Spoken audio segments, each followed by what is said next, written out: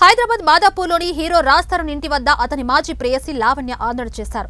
రాజ్తో మాట్లాడటానికి వచ్చానని, తలుపు తీసే వరకు అక్కడి నుంచి వెళ్లనని అన్నారు. తిరగబడరా సామి ప్రీ రిలీజ్ ఈవెంట్ నుంచి రాజ్ తరుణ్ తప్పించుకుని వెళ్లిపోయారని ఆరోపించారు. అతను అడుగుతున్న ఆధారాలు తీసుకొచ్చినట్లు చెప్పారు.